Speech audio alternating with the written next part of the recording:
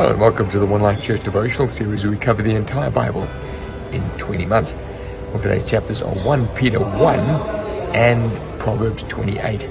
Now, I'm at another airport on my way home from Australasia, and it's fitting that we talk about Peter, one of the apostles who traveled extensively as he established the early church.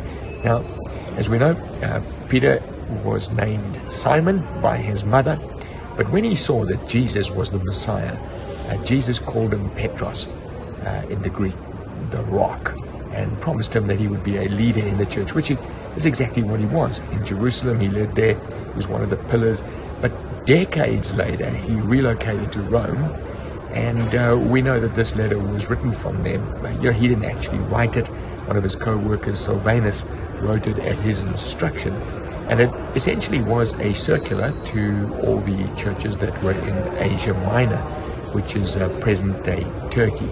And what he had noticed was that their Gentile neighbors, this church was mainly Gentile, but their Gentile neighbors, the Greeks and the Romans, were persecuting them. And so his intent was to strengthen the church, encourage them in the face of that persecution. And so he starts off with a greeting and then a song, but in that song, and in the ensuing verses, he really lays out why and how they've been saved.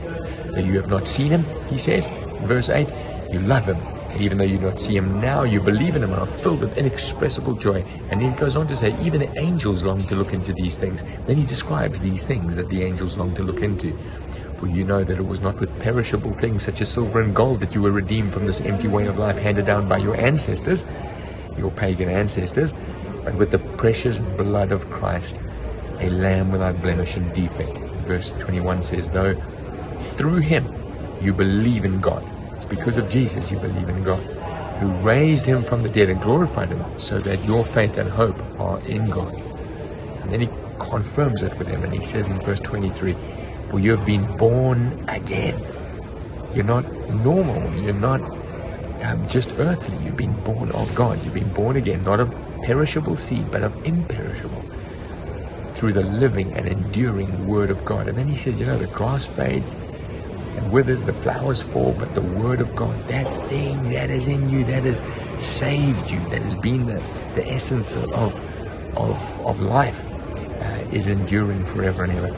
Now, as we move over to Proverbs 28, we look at a couple of themes. The first one is that of an ungodly ruler. He says, an ungodly ruler who oppresses the poor is like driving rain that leads no crops. Now, we've seen that in world history, haven't you? When unscrupulous rulers rule, the country comes to ruin. Many examples in the world today. When the righteous triumph, there's great elation, but when the wicked rise to power, people go into hiding. He repeats it again in verse 28. When the wicked rise to power, people go into hiding. And we certainly can see that on the world stage. Like a roaring lion or a charging bear, which is terrifying, is a wicked ruler over helpless people. A tyrannical ruler practices extortion. And so he marks tyrannical rulers.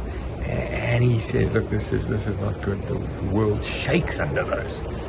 And then he explains how we understand what evil is and what's not evil. He says, evildoers do not understand what is right. These tyrannical rulers think they're doing okay. But those who seek the Lord understand it fully. What's he saying?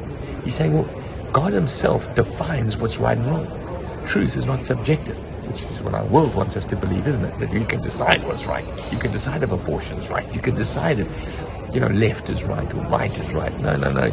God defines truth. And so those who know God know truth. And then he talks about those ripping off the poor. Whoever increases wealth by taking the interest or profit from the poor amasses it for another. Those who are kind to the poor, he says, God won't be mocked. Eventually, if you've been ripping off poor people, God will take it away from you. And then he talks about people ripping off their moms and dads. Those who rip off the poor will have many curses come upon them. And then he talks about the greedy, and it's not good to be greedy. And he ends with this, verse 14, blessed is the one who always trembles before the Lord, but whoever hardens their heart falls into trouble. So he's basically saying the essence of wisdom is trembling before God, and he defines what's right and wrong, and he keeps you on the straight and narrow.